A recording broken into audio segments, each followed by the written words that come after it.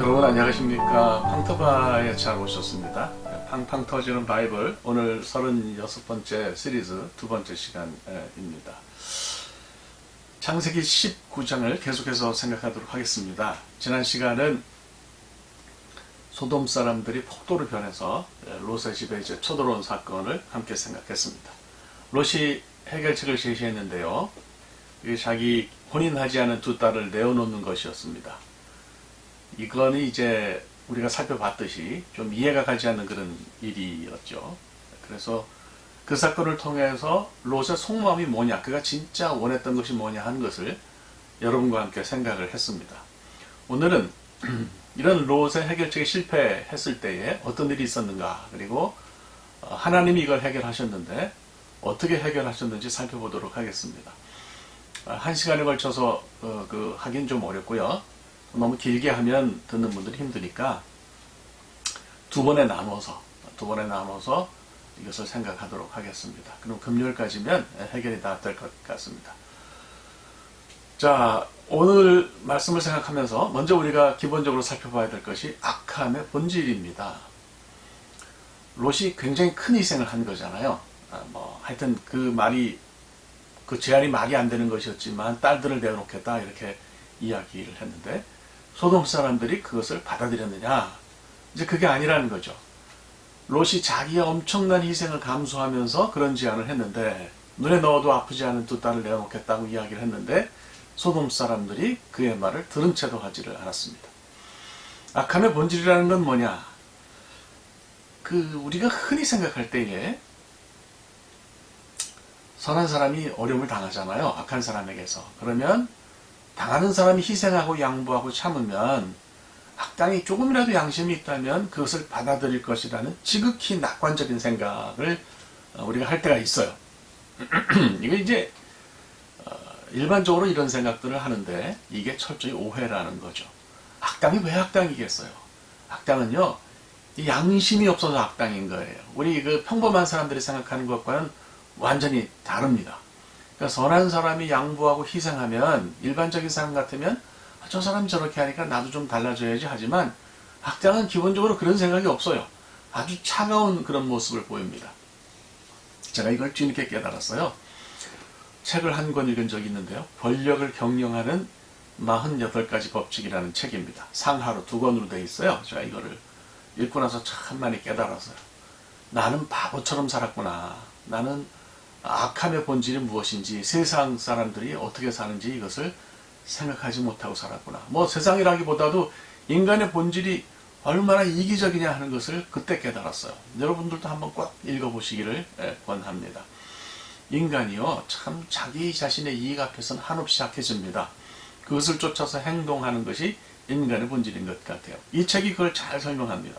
그래서 이 책을 읽으면 세상에서 선한 사람이 왜 악한 사람에게 맨날 당하고 사는지 그 이유를 좀 알 수 있을 것 같아요. 자, 어쨌건 롯이 자기 자신을 희생했는데 악당들이 악한 짓을 그만두지 않았다, 그렇게 이야기를 했어요. 이 책이 그런 이유에 대해서 설명을 한다고 볼 수가 있는 거죠. 왜 그들이 그랬는지, 롯이 그렇게 선하게 행동했으면 그들도 변했어야 하는데 그들은 왜 안 변했는지를 설명한다는 거예요. 여러분, 애초에 소돔의 악당들은 목표하는 것이 롯의 딸들이 아니었어요. 거긴 관심도 없었어요. 손님들이 목적이었다는 거죠. 그래서 동성애로 성폭행하고 취조해서 그 소돔에 온 목적을 알아내가지고 죽이거나 내쫓을 때까지 만족하지 않을 것이 아주 분명했어요. 그 악당들은 악한 짓에 대한 계획을 세워놓고 그대로 가는 거예요. 그 밖에서 선한 사람들이 자꾸 이렇게 저렇게 하는 것이지 악당들은 흔들림이 없습니다. 그러니까 이제 이 사람들이 롯에게 야, 네가 언제부터 우리 상전이냐? 이렇게 막 을러대는 거죠. 그리고 이제 강제로 집 안으로 밀고 들어가서 손님들을 끌어내려고 했습니다. 그러니까 롯을 향한 그들의 진짜 마음이 어떤 것이었는지 그게 이제 드러나는 순간이라고 볼 수가 있는 거예요. 자, 이제 파국이 막 닥치는 거죠. 이것이 어떻게 해결되느냐 하는 것을 봐야 됩니다. 자, 첫 번째 해결을 생각해 볼까요? 이 악당들이 막 문을 부수려고 했는데 손님들이 반전을 일으키죠. 아주 잽싸게 손을 확 내밀어 가지고 롯을 집 안으로 끌어들이고 문을 쾅 하고 닫았습니다. 저 이거 보면서 하나님의 천사가 대단하다는 생각이 들었어요. 인간보다 확실히 손이 빠릅니다. 뭐 이소룡이나 이연걸이 손이 빠르다 그러는데 하나님의 천사에게는 상대도 되지 않겠다는 생각이 들었어요. 그러니까 워낙 창졸간에 이런 일이 벌어지니까 롯도 뭐 악당들도 어떤 일이 벌어졌는지 체감하지 못할 정도로 순식간에 일이 다 끝났어요. 롯이 정신을 차리고 보니까 자기 집안에 서 있단 말이에요. 이게 무슨 생각했겠어요? 그 순간에 롯에게 어떤 생각이 들었겠어요? 야, 이거 큰일 났다. 이거 내가 지금 다시 집안으로 들어오긴 했는데 곧 문이 부서지고 악당들이 집안으로 들이닥칠 거 아니겠냐? 이제 바꾸기 오겠구나. 이제는 모든 것이 다 끝났다. 이렇게 막 자포자기하는 생각을 했을지도 모르겠어요. 근데 그런 일이 일어났습니까? 안 일어났습니다.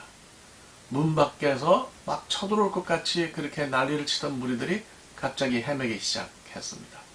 뭐 헤맨 이유는 다음 시간에 생각을 할 텐데요.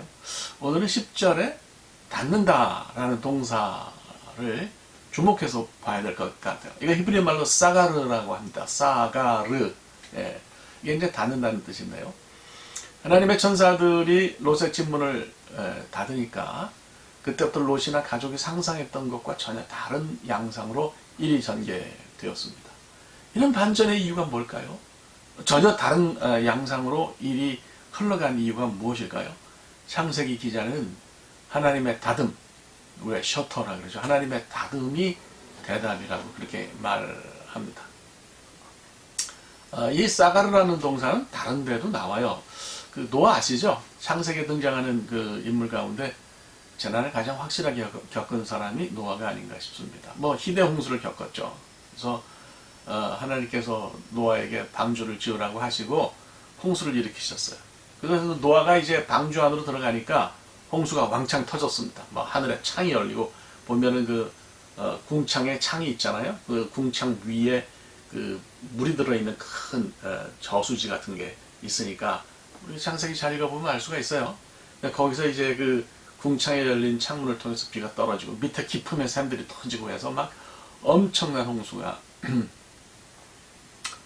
그 지구를 덮었습니다. 이거는 제가 이전에 이미 설명했기 때문에 반복하지 않겠습니다. 그런데 방주에 타고 있던 노아와 노아의 가족들, 짐승들은 다 멀쩡했죠. 해를 입지 않았던 이유가 뭘까요? 창세기 기자는 역시 하나님이 방주의 문을 닫으셨기 때문이라고 그렇게 설명합니다. 창세기 7장 16절을 보면요. 방주의 문을 노아가 닫은 게 아니었어요. 하나님이 밖에서 닫으셨습니다. 바로 이때 사용된 닫는다라는 동사가 롯 이야기에서 사용된 사가르와 동일하다고 하는 이야기입니다. 여러분 구약에서요. 하나님이 닫으셨다 이렇게 말하면 이게 뭘 의미하느냐? 하나님의 놀랍고도 완전한 보호를 의미합니다. 인간이 위기를 겪을 때에 하나님이 문을 닫으신다는 거예요. 이런 위기의 상황에서 하나님이 문을 닫으시는 현상을 전문용어로 뭐라 그러냐? Divine Shutter라고 그렇게 이야기합니다. 거룩한 닫음이다. 하나님이 닫으신다라고 하는 거예요. 우리가 패닉에 빠져 있을 때나 우리가 어려움 가운데 있을 때나 우리가 고통 가운데 있을 때 하나님이 그런 고통과 패닉으로부터 우리를 차단하시기 위해서 문을 닫으면 사가를 하시면 그러면 세상의 어떤 것도 그 하나님의 다듬 안에 있는 거룩한 다듬 안에 있는 사람을 해칠 수 없다는 겁니다. 하나님이 방주의 문을 닫으시니까 물이 노아를 해치지를 못했어요. 하나님이 이 롯의 집 문을 닫으시니까 그 안이 아주 확실하게 안전한 그런 장소가 되었던 것을 우리가 볼 수 있지 않습니까? 그러니까 이게 제가 이 그림을 보여드리는데 이게 하나님의 as good hands 안에 있으면 우리가 이렇게 돼요. 제가 시시내리에서 공부할 때인데 타고 있던 밴이 고장이 났어요. 기아가 완전히 고장이 났어요. 그래서 뭐 수리를 할 수는 없고 차라리 좀 폐차장 같은 데 가가지고 중고 그 기어 박스를 그냥 바꾸면 쌀 것 같아서 그리로 가서 이야기를 했어요. 차를 맡기는데 뭐 거기가 좀 아직 그렇게 뭐 시골틱해서 그런지 영수증도 안 주고 아무것도 안 줘요. 차를 맡겼다는 것도 안 줘서 주인한테 그런 거 안 주냐 그랬더니 주인이 웃으면서 저를 보고 그래요. You are in good hands now. 그래요. 뭐 폐차장 주인이 이런 말을 하는데 하나님 우리에게 어떠시겠어요? 그래서 우리가 하나님의 손 안에 있으면 하나님이 모든 것을 닫으시면 정말 안전하다 이런 생각이 듭니다. 우리는 대부분의 경우 하나님이 문을 여신다고 생각하는데요. 알아야 될 것은 하나님은 위기의 때에 문을 여시기도 하지만 우리를 보호하시기 위해서 문을 닫으시기도 합니다. 하나님이 그걸 닫으시면요, 열 사람이 없는 거예요. 친구 교회 목사, 그러니까 친구 목사 교회에서 불이 난 적이 있어요. 지하에 기계실이 있었는데 불이 크게 났어요. 근데 이 셔터가, 방화 셔터가 엄청나게 튼튼해서 불이 번지지를 않았어요. 그러니까 셔터 때문에 교회가 완전히 지켜진 거죠. 이것처럼 하나님이 디바인 셔터를 내리시면 어떤 세상의 공격으로부터도 우리가 안전하다 이렇게 말씀을 드립니다. 그래서 오늘 이제 먼저 하나님의 해결책 첫 번째를 생각하는 것은 하나님이 닫으시면 우리는 안전하다는 거예요. 사실 소돔 사람의 공격이라고 하는 것이 따지고 보면 세상의 공격이고요. 세상의 공격의 본질은 돈과 권력이 우리를 해치려고 하는 거 아니냐 싶어요. 같이 돈과 권력으로 싸우려고 하기 전에 하나님의 도우심을 구하는 것이 저는 첫 번째라고 생각합니다. 그래서 그분이 닫으셔야 이게 우리가 안전해지는 거지, 그렇지 않으면 아무런 소용이 없다는 생각이 들어요. 갈릴리 호수에 풍랑이 일었을 때 제자들이 처음에는 어떻게 했습니까? 그들의 힘으로 알람이 울리네요. 다 했어요. 그들의 힘으로 이 풍랑을 이겨보려고 했는데 안 됐잖아요. 그래서 결국 주무시는 예수님을 깨워야 됐는데 예수님이 그 제자들을 보고 그러셨어요. 믿음이 적은 자들아 그러셨어요. 이게 무슨 뜻이에요? 대부분은 글쎄요. 이걸 풍랑을 스스로 제어하지 못한 그 믿음 작은 제자들을 뭐라고 하신 거라고 생각하는 걸 들었는데 저는 그렇게 생각하지만은 않아요.